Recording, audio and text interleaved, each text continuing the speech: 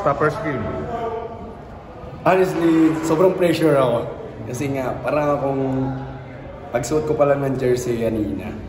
Parang akong rookie ulit. Kaya sabi ko, lahat ng pressure kunin ko kasi nga ito yung naramdaman ko din nung ano ako nung bago pa ako sa PBA. So, kasi nga nung last team ko sa Northport, parang hindi ko naramdaman to. So, kumbaga nag-relax talaga, as in relax. Ito, parang akong bumalik talaga ako sa pagka-rookie. So, tinanggap ko sa sarili ko. But, yun nga, pagdating sa court, parang iba.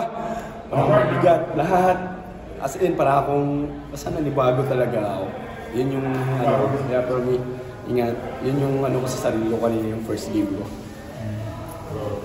Bakit niya yung ganung parang feeling na ano yung difference na hindi mo naramdaman yun sa other team, pero ngayon naramdaman mo na parang ano yung meron dito sa team na gano'n? Iba yung aura dito sa sa team. Kumbaga hindi talaga nagpapatalo yung team.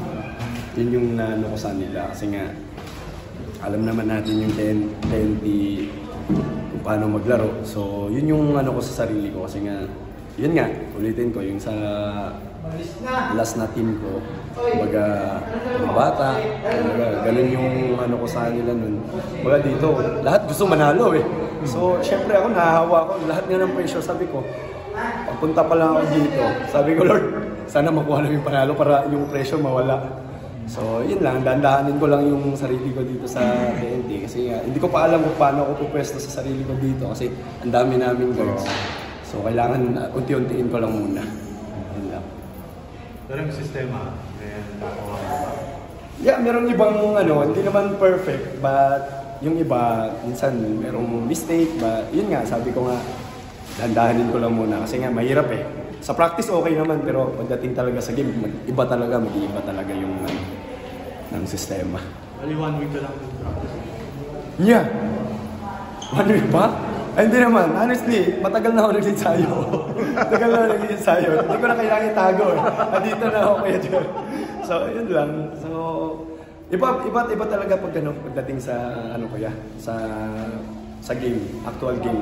Kasi sa practice, kilala mo lahat. Pwede mo namang loko-loko yung gagawin mo, pero actual game talaga, kailangan mo seryosohin lahat kasi nga nakikita ng mga coaches. So yun yung ko sa sarili ko na meron din akong kailangan maging dito sa alagaan dito sa TNT kasi nga gusto ko din magtagal.